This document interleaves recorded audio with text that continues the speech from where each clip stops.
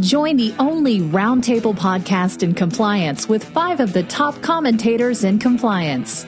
Mike Volkov brings 35 years of legal experience. Matt Kelly is the founder and editor of Radical Compliance. Jay Rosen is Mr. Monitor who knows his way around the culture of compliance. And Jonathan Armstrong, a partner at Cordery Compliance in London, rounds out this top group of compliance practitioners. Check out the rants and shout out at the end of each episode. Hosted by Tom Fox, the voice of compliance. Everything Compliance is a production of the Compliance Podcast Network.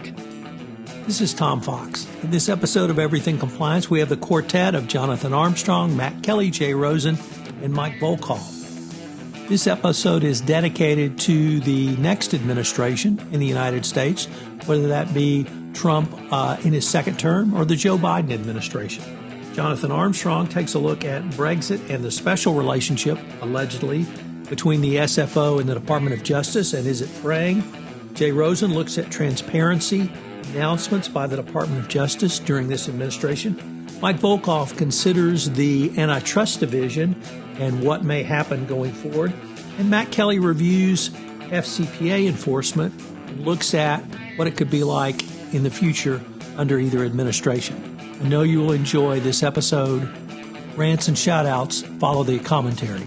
Everything Compliance is a production of the Compliance Podcast Network and a proud member of C-Suite Radio. Jonathan Armstrong, as we look past the first week in November and perhaps even January 21st, I know you're sitting in a place where you don't know if you'll have a Brexit deal, a hard Brexit, a soft Brexit, or an implosion. But what do you see sort of down the road from your perspective, either looking across the pond or even looking into the pond and wondering what the abyss might say to you? Well, thanks very much, Tom, for cheering me up enormously. I think our government has similarity with yours in that it's hard to predict what they're going to do from one moment to the next. And regrettably, our government is becoming more politicized. For example, this week, a government spokesman, in inverted commas, issued a quite shameful statement on Sir Keir Starmer, the leader of the opposition, which at best should have been issued by the political party in power and not by the government itself. But politics aside, I think that Brexit has its own challenges, both for the UK's relationship with Europe and for the UK's relationship with the US. And I suppose of more relevance still to compliance professionals is another issue that we're seeing currently at the moment about this uneasiness between the UK bribery enforcement, the Serious Fraud Office, and their US counterparts. And avid listeners will recall that this has been something of a checkered relationship with at times good relations between the UK and the US and at times strained relations. And I think the hope was that in appointing Lisa Rozovsky, somebody who had been involved in the US administration of anti-bribery as the director of the SFO, those problems would be at an end. But it seems at least that there is some simmering tension on two fronts, perhaps. The first is the Unaoil case that we've talked about previously. We had another sentencing hearing over here since we last spoke, and jail term for a 71-year-old person involved in that bribery scheme. But at the same time, we've got an employment tribunal hearing running in London where, to cut it to the chase, a case investigator at the SFO is claiming that he was unfairly dismissed. And one of the aspects that is live in that tribunal, and an employment tribunal is a bit like a court, but just for dismissal cases and other employment-related disputes. And what he says was material in his dismissal was let's just say a heated discussion in a London pub between US and UK regulators. And the UK investigator was alleged to have called US counterparts quislings, so an old English word for a sort of lackey, and other words of 4 characters that are somewhat less polite. And what that case has brought to light, if you like, is this simmering tension between the US and UK. And then the second aspect, Tom, that I think is an emerging story at the moment concerns KBR. And there was an investigation by the UK authorities, and this is an ongoing case, so I'm being careful in what I say, but it is alleged that the SFO invited 2 US-based individuals over to the UK for a chat and served them with a Section 2 notice. These are these notices under that the SFO have power to issue to require people to produce documents, etc. And it is said by lawyers on behalf of KBR that was an excessive use of the Section 2 power. And again, just as increased tensions, I think, between the US and the UK and what is perceived by the US to be underhand tactics to take over an investigation into a US corporation. So why is this important other than in terms of gossip? Well, it's important because, again, the UK and the US are the 2 authorities that are really doing the most in the fight against bribery. And if we are to clamp down on bribery, and if we regard bribery as an evil, which it is, then the chance that the 2 main sheriffs in town, or in reality a big sheriff and a small deputy, aren't getting on well together hinders the fight against corruption. Now, Transparency International have just issued a report which says that only 4 countries who are major exporters are actually enforcing their bribery laws. They say that only the UK, US, Switzerland, and Israel are, if you like, meeting their obligations. They say the worst offenders, those who are doing the least, include countries that we would regard as responsible, like the Netherlands, Canada, Japan, France, and Spain, and others that we might think don't do that much on foreign bribery, like China. But it seems to me that whichever new administration we get in the US has to try and look at these issues, as do the UK authorities, and try and mend those bridges. We know from cases like Airbus and Rolls-Royce that when the authorities work in harmony, then they can get results in these cases. But if there's going to be an unseemly fight over cases where one authority's worked it up and another authority is perceived to have stolen the case, then that doesn't bode well for the future. So I think from my point of view, there's certainly a number of things that should be on the agenda of an incoming president. Of course, the other thing on the agenda from a EU point of view would be the death of Privacy Shield and looking at what any new administration wants to do to mend that bridge as well, because that's undoubtedly causing a lot of difficulty, both in the areas of investigation, but also in day-to-day business of corporations as well. Jonathan, there is a very deep and embedded relationship between the United States and the United Kingdom, even down to investigators. So, for instance, the FBI has an office in London. I think the city of New York has an office in London. Other anti-corruption enforcement agencies have offices in London. Do you see the relationship really strained all the way down, or is it just sort of what we see at the top between the SFO and the Department of Justice? At least from what this case seems to be suggesting, it's actually a problem in the middle rather than at the top or the bottom. It seems to be an operative to operative level issue, if you like. And I guess in their defense, the senior management of the SFO would say that this is something that they've tried to address. And when they heard about the incidents of bad behavior, then they tried to deal with them. But you would have thought that somehow somebody somewhere has caused this strained relationship. It was said that the previous director of the SFO did not get on that well with the US authorities. I don't think it's as straightforward as that. I think sometimes he did, sometimes he didn't.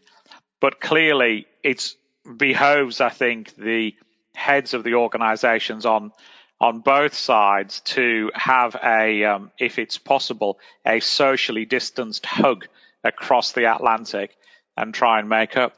Matt Kelly, what are you looking at in terms of after either the first week in November or perhaps even January 21? Well, actually, Tom, I've been looking back foremost at the general trends in FCPA enforcement we've seen in the first 4 years of the Trump administration and ideally the final 4 years of the Trump administration. But a couple of things strike me about FCPA enforcement since 2016 and 2017, I should say. First, really what we have seen is the willingness of the Securities and Exchange Commission to bring civil FCPA cases even when the Justice Department declines to prosecute a criminal case. These cases that the SEC brings, they are just about always including disgorgement in interest, and some even include additional civil penalties, where the Justice Department, meanwhile, had said that they saw no need to prosecute those same companies with the same sort of facts. I think it is. I would have to go back and do the research to see how often that circumstance arose during the Obama administration. But back then, we really didn't see that many declinations to prosecute. And there were more Justice Department cases. So it doesn't seem to me that we saw this all too often, but we do see it now. And I have to admit, I always find the SEC settlement orders to be more interesting anyways, because they offer more specific detail about how a bribery scheme managed to occur. They offer more lessons for compliance officers about things like accounting policies or poorly managed IT systems or bad leadership.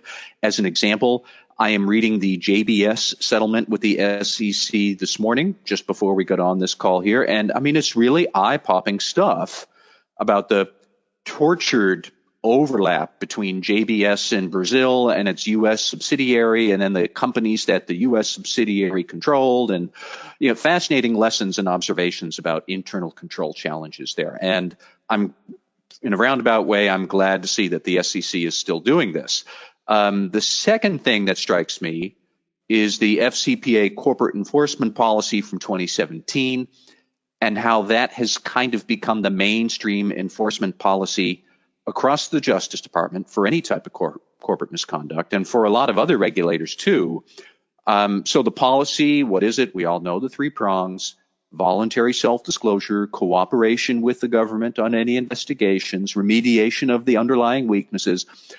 Some people are going to say that policy gives the department an easy way to relax enforcement, and just to say, well, if you do those three things, we probably won't prosecute.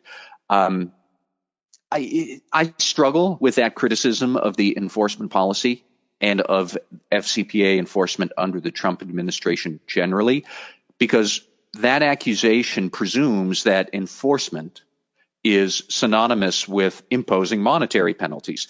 The Justice Department and what this policy puts forward, really, it challenges that presumption. This policy presumes that the goal is to prevent future instances of misconduct. So in that case, it's a shift from negative enforcement of bad prior acts to positive enforcement and inducement to fewer future bad acts. And that's a big shift. And I think that's something that is worth considering. Now, Tom, you and I have talked about this before on other podcasts. And as always, I'm still curious to see how would the Justice Department treat a second-time offender who has already gone through the declination to prosecute process before. We have not yet seen that. But if one of the resolution factors at the end of your first run through the policy is that you have an effective compliance program at the end, and then you have a second violation at some point in the future, I would say that means you didn't have an effective program at the end because you had a violation. And we'd have to get into the details, but I would presume then that you're not eligible to go through this again because you flubbed one of the resolution factors the first time around. Now, that's the theory. We haven't actually had a case yet to test my theory, and some people might challenge my theory, but I look forward to the fact pattern that will give us a chance to see what that really looks like.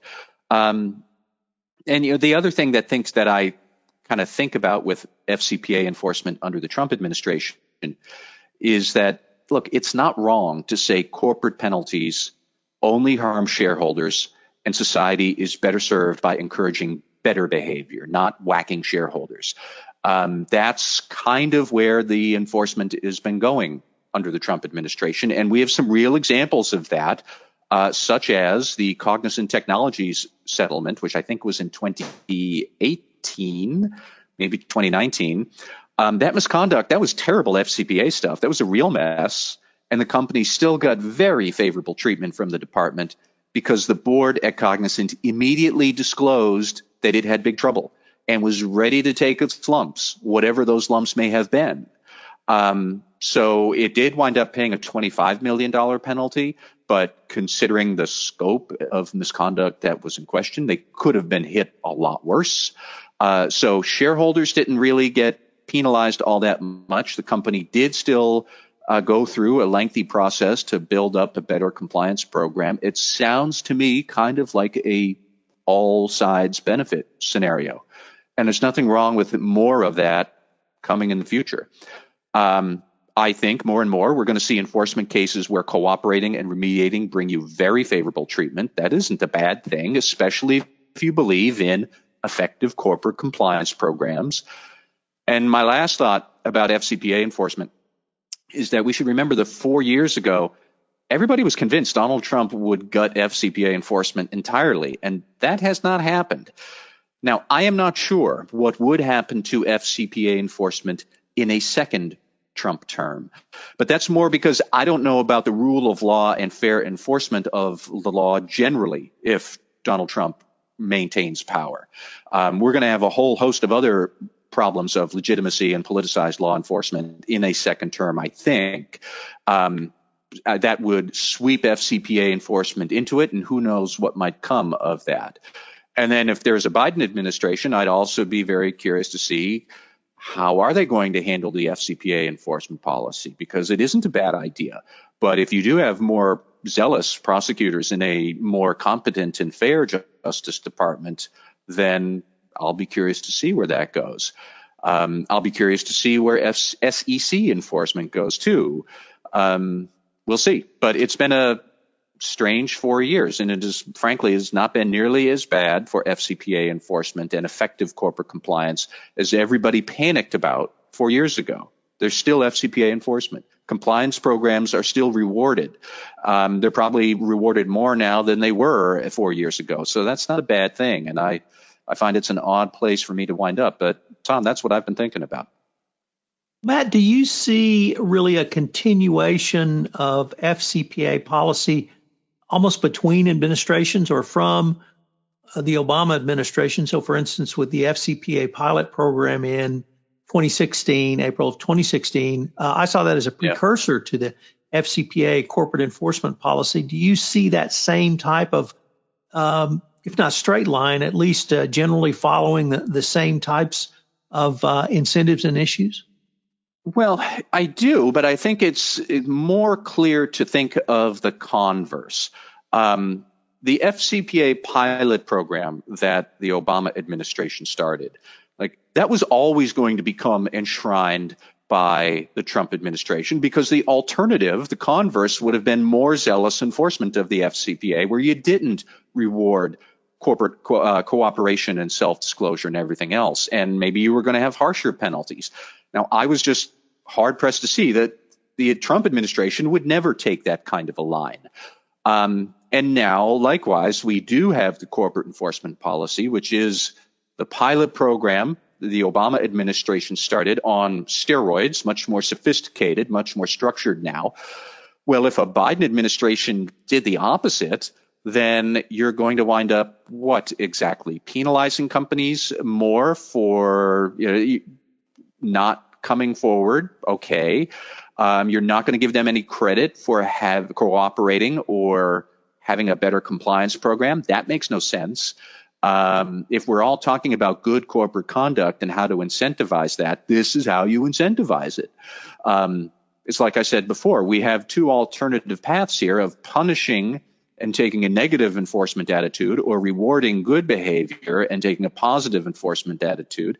And I think we are inevitably going to wind up going down that latter one, where we want to encourage more cooperation, encourage more good conduct. You do that by offering rewards, not threatening punishment if you don't do it. So now all of this is going to depend on, is there a Biden administration? Who is the attorney general for that? Who's the fraud section chief? Who's the assistant AG for the criminal division? Who's the deputy AG who's going to be setting policy? And look, we have no idea who any of those people would be right now.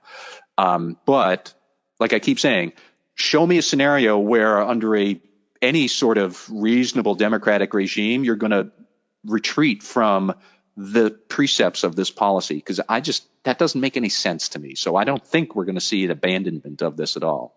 Mike Volkov, you worked with what I believed is called the division once upon a time for the civilians out there. That's the antitrust division of the U.S. Department of Justice. So you've been following and working in antitrust, I think, for 20 or 30 years. What do you see changing, if at all, really, based upon what happens in November and then what happens in January? Well, I think it's interesting. And by the way, we have to go back to the name, the division. And the reason why people walked around in the antitrust division and would refer to themselves as the division within the Justice Department actually ties into one of the trends that we've seen. The history of the antitrust division, and this shows my age, and I apologize for that. Under the Nixon administration, there was a scandal involving payments of campaign contributions by ITT, International Telephone and Telegraph, then to get the Justice Department not to appeal a judge's decision in an antitrust case, a merger case. And what happened at that point was it eventually became discovered, and this became a scandal of political influence within the antitrust division. And what happened after that is, if there was any part of the Justice Department that sort of was vigilant about free from political influence, protecting the discretion of the staff, the career staff, it was the division. And for many years, there was really strong protections against that. Well, enter the Trump administration, and now what we've seen are allegations of political influence, leading to a whistleblower who testified about attempts by politicos to sort of influence antitrust decisions, the most significant being going after Google and Facebook and high-tech companies. The second being the cannabis industry, and there were political influence over a bunch of mergers in the cannabis industry, and this whistleblower came forward and said that there had been political influence. In any event, so I would say that was the most significant event from a scandal type point. in terms of the political influence. On the other hand, I know the Assistant Attorney General of the Antitrust Division for the last 4 years, a really competent, very smart person who I knew from the Senate Judiciary Committee. And if you look at the work of the division, they have really been pretty aggressive. They've had some real successes in bringing back pushing criminal cases in the generic pharmaceutical industry, in the chicken processing industry, and just recently in the Florida cancer treatments in terms of just straight out criminal behavior. And the generic pharmaceuticals investigation has had a real impact, and they deserve a lot of kudos for that.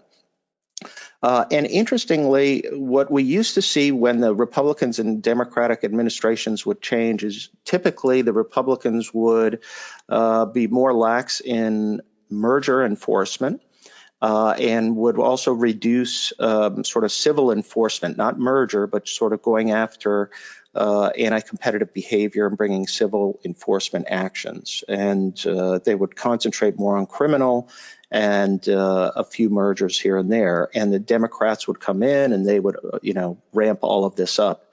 If anything, the enforcement on the day-to-day issues has actually stayed pretty much the same, if not even increased a little bit more under this administration on the day-to-day activities. I think, however, the morale of the Antitrust Division, because of these political interference issues, has not been great. But on the other hand, the day-to-day issues, they've been sort of chugging along. They did suffer one big loss, which was, I think, the Time Warner AT&T case.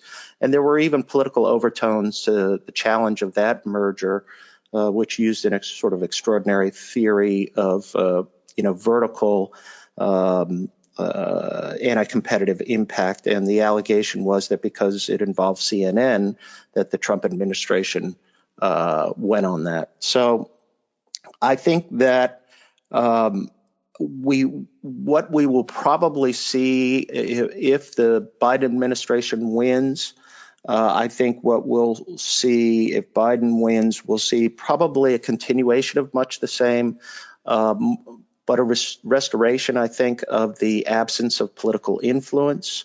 But I think that there's still a lot of hope that the Antitrust Division would become more involved in some of the financial industry issues. And they recently have said that they're going to become more aggressive in the financial industry because there's a concern there with regard to anti-competitive behavior. And so they've sort of targeted that for an initiative. I think that'll continue if the Biden administration comes in. Now, if Trump gets reelected, I think you'll continue to see political influence because I have a feeling these things start from him ranting about something at the White House and staff being scared and calling over to the Justice Department to Bill Barr, or he talks to Bill Barr directly and says he wants certain things to happen. And lo and behold, we get these sort of collusion, political type of collusion type theories. So, but I think with Biden, you'll see a restoration of the division, its reputation, its morale. But I think you're going to see pretty much the same type of activity. One kudos to the division was their initiation, finally, I think, in a really aggressive sense in going after procurement fraud, meaning government contractors who in the bidding process may engage in anti-competitive sort of cartel bid rigging type of behavior. And they seem to be really getting some leverage there. And I think that could be the beginning of, hopefully moving up the food chain to get some bigger cases going. But all in all, a pretty interesting time. I think that so much has been set in stone here in terms of the staff work and the traditions surrounding independence that we're not going to see any major changes in terms of enforcement priorities. Matt, do you have a comment for Mr. Volkov? Well, yeah. I was just listening to Mike saying at the start of his comments that he was apologizing for showing his age. Mike, I think that just because you were there when they adopted the Sherman Antitrust Act in 1890, you should never apologize for that wisdom and experience. And I should say, by the way, yes, nobody ever thought that when we passed that in 1890 that we would ever end up in a world like today in terms of this. But I think a point well taken. But the 1970s and Nixon seem a far cry away these days. That's for sure. Like Jonathan Armstrong in his segment talked about cooperation between the United Kingdom and United Kingdom Serious Fraud Office and the U.S. Department of Justice around anti-corruption. Is cooperation with European either antitrust investigators or European anti-competitive regulators something that the U.S. Department of Justice Antitrust Division works toward or does, or are they really separate? No, if anything, I would say the international cooperation in antitrust is even stronger than the FCPA. And I think that, frankly, the FCPA should model itself more after the way the antitrust division works together internationally. Primarily, it started years and years ago with the criminal enforcement program. When they started in the 90s, and they went after vitamins and other types of supplements, and they went after Archer Daniels and other companies. And if you've seen The Informer, that was probably the beginning of this. And what happened is all the countries, the global community, passed their own sort of laws on cartel, straight out what we would prosecute here criminally, but they prosecute it civilly, and they're against companies. But so there's a lot of cooperation, sharing of information.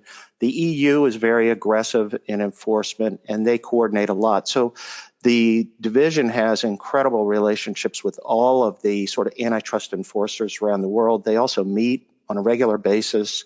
There's a lot of communications across the organization. And frankly, I'm not even aware of any significant disputes through the years that occurred in that. And so when you hear about the SFO and the troubles that are going on with regard to anti-corruption enforcement, I've never seen sort of a scandal ever come out of antitrust in that area. They have their separate spheres, but they share information. So, for example, just a quick note is when I represent a company or individuals and you try to resolve a case, and let's say it's a global cartel where they carved up the whole world as a market, you end up having to talk to probably 15 or 20 separate enforcement agencies to resolve your case. And it makes it complicated, but nonetheless, once you're cooperating with one, you're able to cooperate with others and usually work out some kind of arrangement. So that's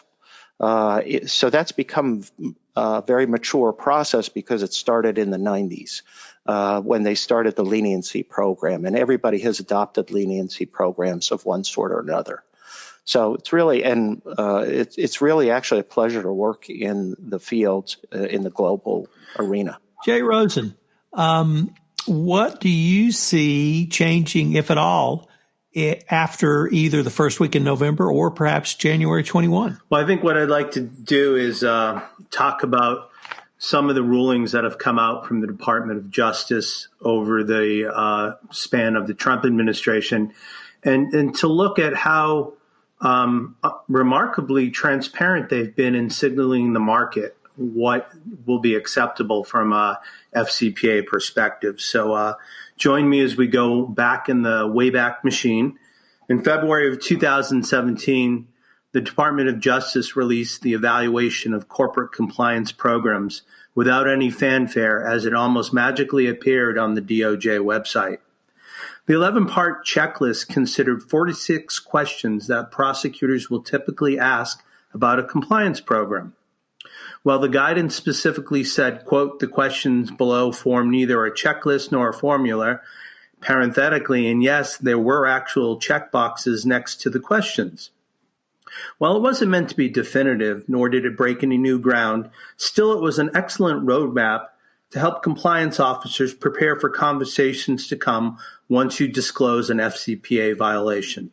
The 46 questions are grouped into 11 categories, And those categories range from remediation of underlying misconduct to the role of senior and middle management, to autonomy of the compliance function, to training, risk assessment, and more. The category with the most questions was policies and procedures, and it asks about whether policies and procedures were designed in consultation with business units, about whether assessments were done to gauge how effective policies and procedures are at halting bribery, how the company trains gatekeepers on their anti-corruption responsibilities, and how the company communicates these policies and procedures to their workforce. Compliance officers could use the guidance to inform the program they want to build. There are specific, tangible points about program management and function that a corporate compliance officer can understand. Next, I'd like to revisit the 2017 FCPA Corporate Enforcement Policy. In late November of 2017, DOJ premiered a new policy regarding the FCPA. Deputy Attorney General Rod Rosenstein, in a speech called the FCPA Corporate Enforcement Policy, and stated that now it was incorporated into the U.S. Attorney's Manual. The new policy had 4 sections: an introduction, policies concerning criminal investigations and prosecutions of the FCPA, FCPA Corporate Enforcement Policy, and civil injunctive actions. Rosenstein was the DOJ's commitment. Rosenstein enumerated the DOJ's commitment to moving forward not just the concept of compliance, but compliance programs and the compliance profession. Rosenstein recognized that the United States played a central role in the worldwide fight against corruption and served as a role model. Following our lead, many other countries have joined America by implementing their own anti-corruption laws. Those laws do not just encourage good business, they promote good government. And internationally, he noted that the Organization for Economic Cooperation and Development adopted an anti-bribery convention in 1997. That convention fuels the growing international rejection of corruption, and he also spoke about continued cooperation among international authorities in both the investigation of bribery and correction of enforcement against wrongdoers. In terms of the nuts and bolts, or more appropriately, the dollars and cents, here are a few key takeaways. Number 1, credit for voluntary self-disclosure, full cooperation, and timely and appropriate remediation in FCPA matters.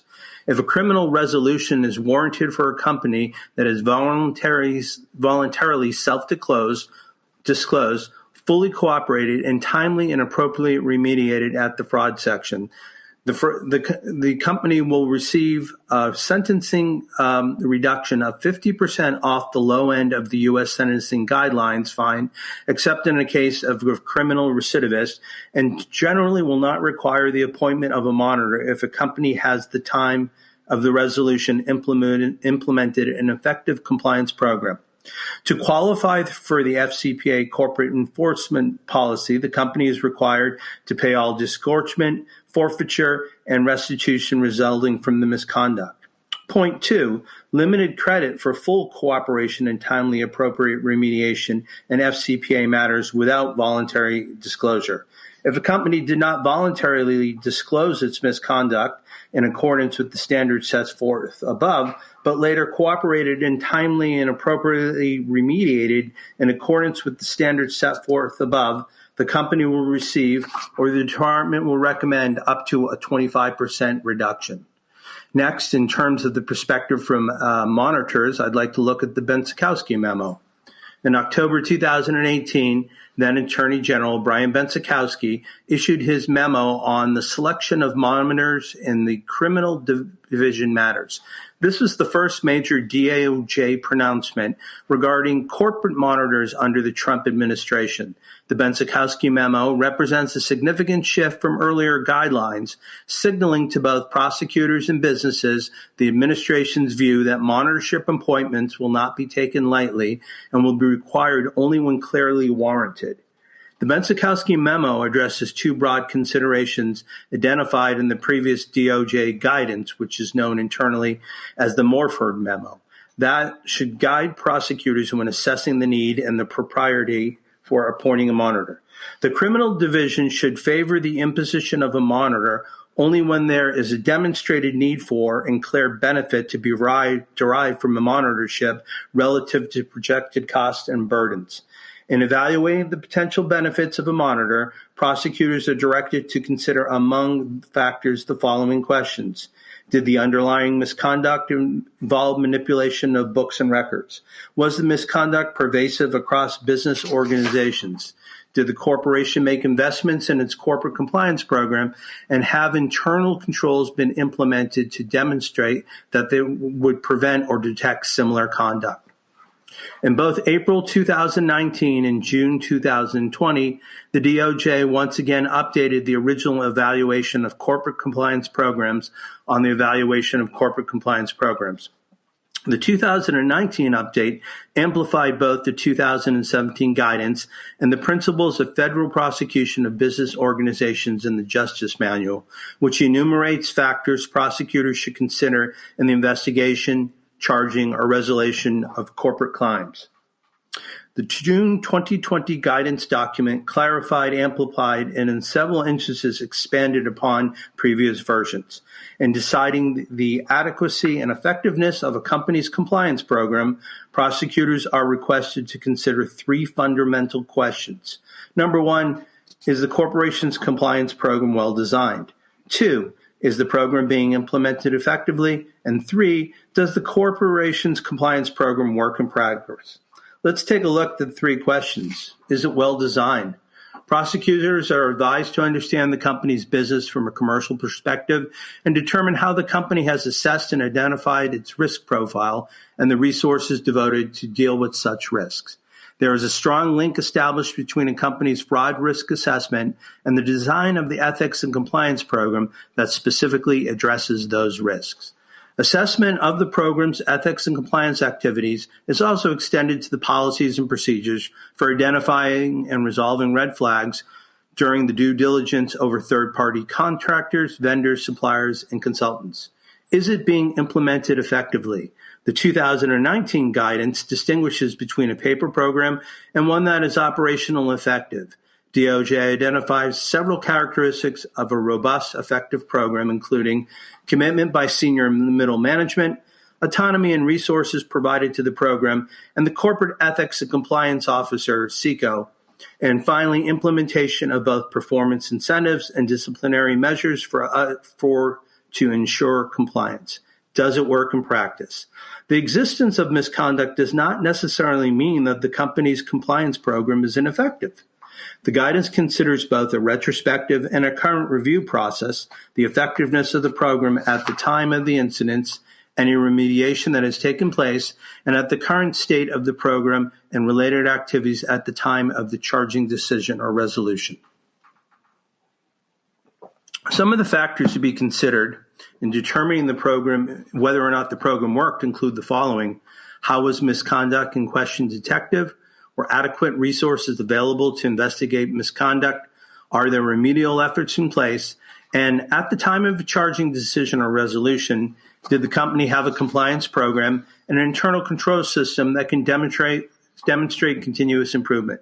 Do these improvements allow the company to prevent or detect incidents in the future?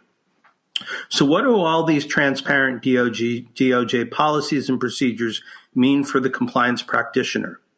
We are living through interesting times, and the concept of a new normal can also be applied to how we think about monitoring. The combination of Ben Sikowski memo on the appointment of monitors and the evaluation of corporate compliance programs provide a detailed roadmap for companies on how to minimize and potentially mitigate the fines and penalties that may result from compliance failures. In addition, the existence of a strong compliance program or demonstrated remedial efforts can, according to Ben Sikowski, result in a decision not to impose a monitor at all, a desirable outcome in terms of cost and intrusiveness.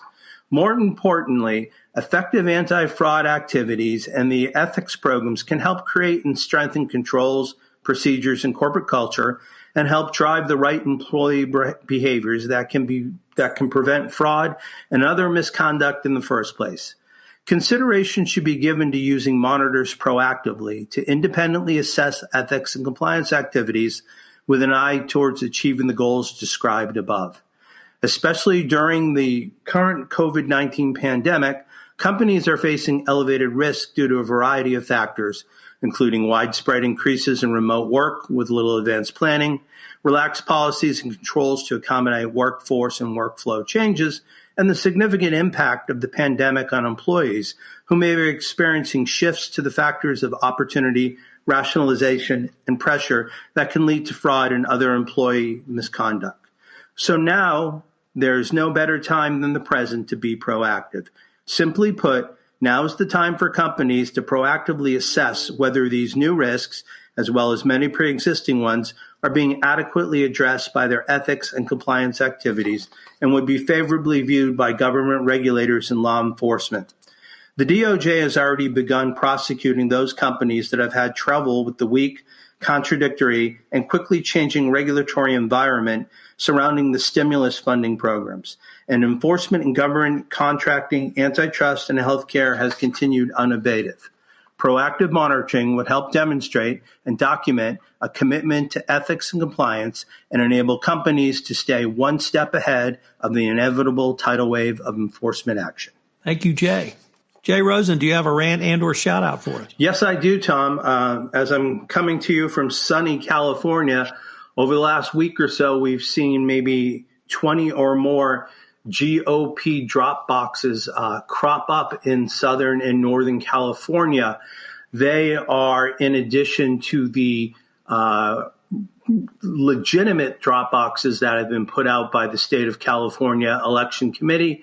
The Republicans have said that they are declining to take their bogus boxes down, and things were coming to a head as of yesterday, October 15th. So I will implore my fellow Californians to, if you're going to vote by mail, please make sure you are dropping your ballot in the appropriate box. And GOP, thanks for your help, but we don't need it. We've got our own boxes that come supplied from the state. Thanks so much. Jonathan Armstrong, do you have a rant and or shout out for us?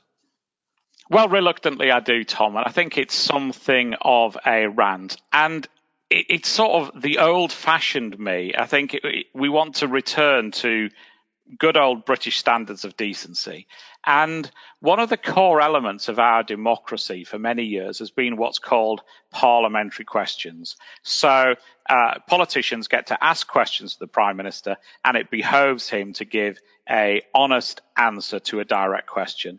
And regrettably, I think for the first time in my lifetime, we've got a Prime Minister who seems unwilling or unable to answer direct questions. It's got to a somewhat farcical level this week where the pattern of questions is that the leader of the opposition is allowed to ask a certain number of questions. Mr. Johnson's strategy seems to be to evade everything but the last answer when he goes on a pre-prepared rant about the leader of the opposition. And this week was no different. Keir Starmer, the leader of the opposition, said something in the words of, Prime Minister, as a reminder, this is my final question. So this is normally where you pick up your pre-prepared rant against me and read it. And somewhat incredibly, Boris Johnson did just that. He ignored the question that had been asked, picked up a pre-prepared rant and read it.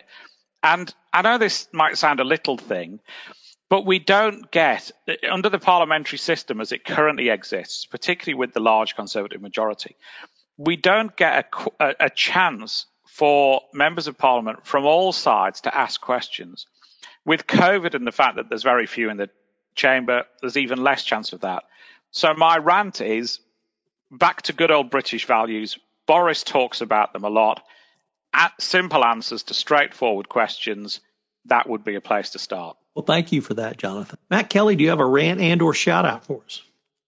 I do. I have something that is a statement that's probably a little bit of both.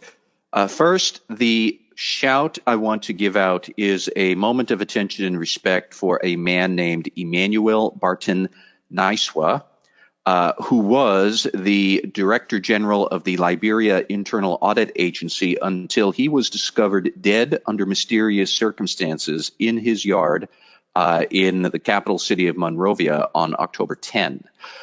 The reason I am calling out this is, A, because we should all be aware of whenever a risk or compliance person meets an untimely end under these sort of circumstances.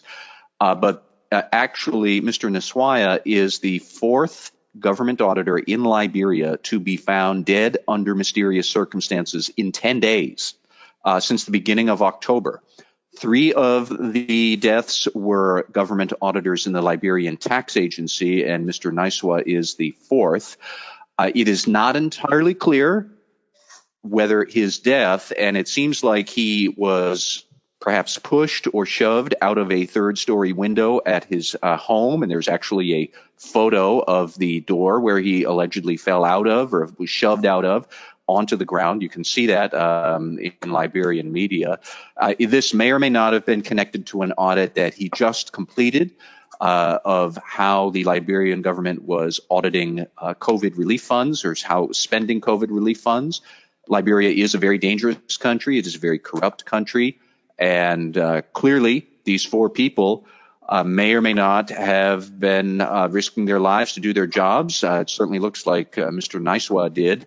And I just wanted to call out the fact that this is happening in a dangerous part of the world. And we here in the West, or in Europe, or in the United States, I know we suffer retaliation and abuse too in our professions, but I just feel like attention should be paid to some people who are suffering much more in very real terms. And that certainly looks like it's going on in Liberia right now. So that's what I have for you this month. Mike Volkov. Well, I have to take a moment just I guess I would call it a little bit of a mix, optimism and pessimism. I found that the early voting reports and news reports and videos and was really heartening to see, Americans, and hopefully we will have a record turnout, which even in a COVID type situation is pretty amazing in terms of voting, number of votes. But I was just appalled in the state of Georgia that we had people who had to wait 11 hours to vote, and lines like that, which just seem so blatantly designed for, malicious purposes to prevent people from voting, to have people sort of give up and leave in frustration. And it just was really disheartening to see that. So, hopefully at some point we will really treat the fundamental right under our Constitution to vote like it is really a fundamental right.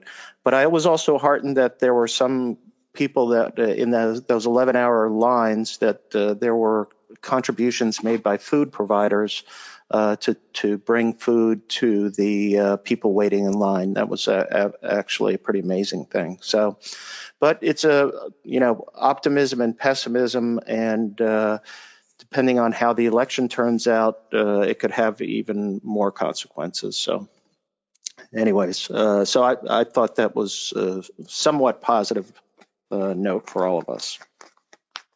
Well, and actually that was going to be my shout out too, because I wanted to shout out to my fellow residents of Harris County, Texas, who over the first 3 days of early voting have smashed daily records of over 100,000 people voting per day. And the state of Texas set its all-time record for first day of voting with over 1 million early votes cast. So people are exercising their right to vote. Many are doing under very trying circumstances, as you mentioned, Mike, in Georgia. But I'm extraordinarily heartened whenever I see Americans vote. I think it's obviously the basis of our democracy, and there's no more important time than this year to exercise that right. Hello, everyone. This is Tom Fox. I would like to thank you for listening to this episode of Everything Compliance. I hope you've enjoyed our exploration of what might happen under a Trump administration part 2 or a Biden administration. If you have any topics that you would like the Everything Compliance gang to explore, please leave a voicemail message on Stovepipe. It's on the Compliance Podcast Network. Also, you can shoot me an email at tfox@tfoxlaw.com. Once again, thanks again for listening. We look forward to visiting with you again. We are working on a video option for Everything Compliance, so that will be an exciting option for us to put forward to you. Everything Compliance is a part of the Compliance Podcast Network and a proud member of C-Suite Radio. Thanks so much for listening.